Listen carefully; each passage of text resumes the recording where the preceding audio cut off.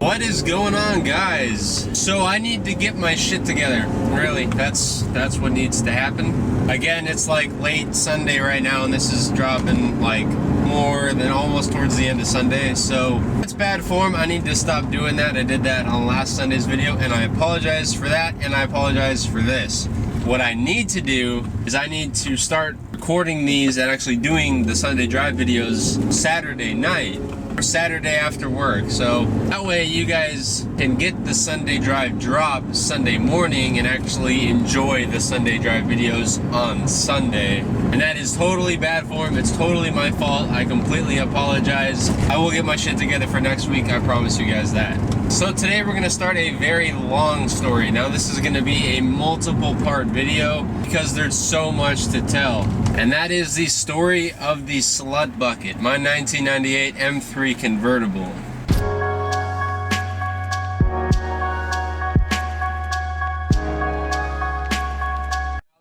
Be a pretty long story for a couple of reasons. Number one, I've owned the car for about almost 5 years now, and well, because I'm poor and I've been poor, so the actual transformation of the car has taken a very long time. It's a very slow progress build because I didn't make a lot of money when I was trying to build it and when I first bought it. In addition to that, there's a lot of stories that go with that car, and the main reason is because I was 17 when I bought it. I had never worked on a car before. So not only is this a story of a car, this is also the story of me.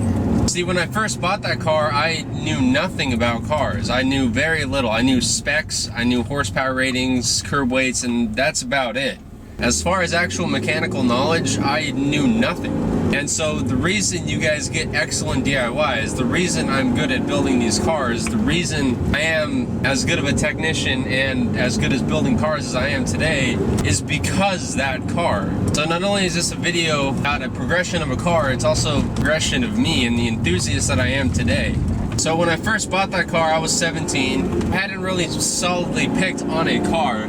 I was looking at Mustangs, and I was looking at the E36s. So this is basically a continuation of how I became a car enthusiast. If you haven't seen that video, I will put that in the description for you guys to check that out. This is a little bit of a continuation off of that. So my first car was a 97 Ford F-150. That was sort of the family truck, and the 97, it wasn't in the best condition. It squeaked like a mother. My parents gave it to me. It was my first car, and so I drove that around, and I had a girlfriend, and I was always driving to her house, and I was always driving to work. That car being a 4x4, I think it was a 4.6 V8, it got like 7 miles to the gallon, if that. And so my parents wanted to give me something a little bit more fuel efficient. Now, they said, we have $4,000 for you, go find a car.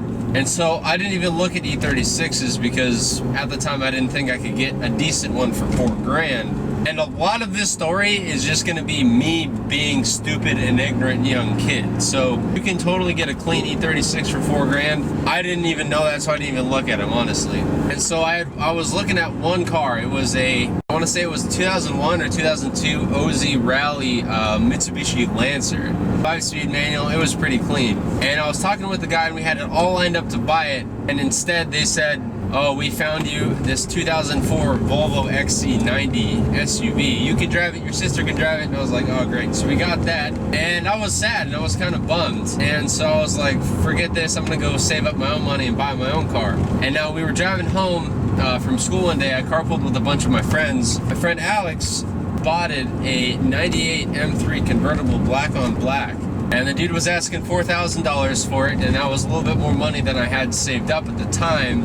But we went and looked at the car, test drove it, and the thing just felt so good. Again, it goes back to, it had the same soul, it carried the same presence as that 335 that I drove.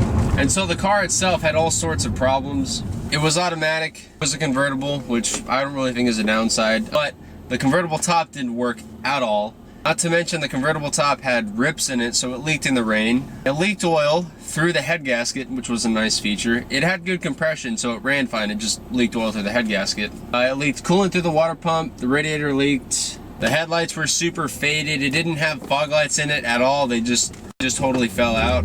And so in brutal truth, it was not a good condition car at all. But me being young and 17, all I really wanted to do was not drive a Volvo XC90, so I freaking bit the bullet on it and bought it. And I'll be honest with you, I didn't care that it had issues. It was a BMW M3 and it was mine, and I was so freaking excited to have it. It was insane. I was just, I fell in love with that car so quickly despite it being a hunk of junk. So as soon as I bought the car, I started working on it to make it look better. Threw in a set of fog lights because it didn't have any. I got those all wired up, and the headlights were super garbage. They were super faded. I know you guys know how USDM, the plastic headlights, get super disgustingly faded, and it was the same case. They were terrible. It made the car look like trash.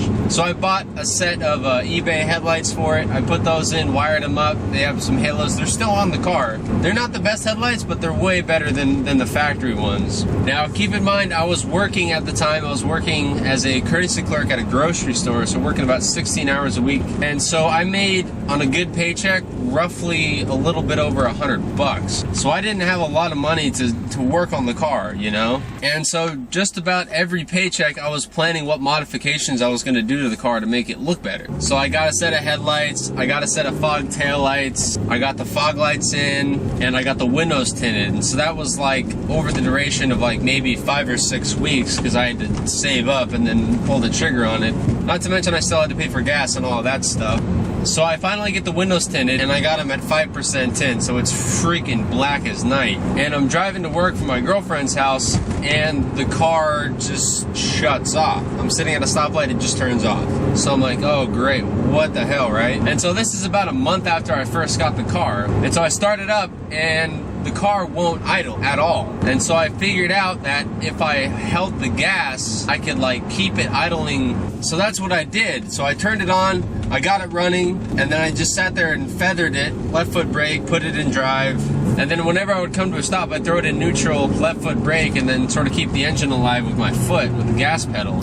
And I got to work like that, and I basically drove home from work like that. And so I started trying to figure out what was wrong with it. Now, I had never diagnosed the car. I'd never had a car issue before, so it was completely new to me. So I was totally on my own. And so I started looking into why the thing isn't idling, and idle circuits, and the ICV, and all that stuff.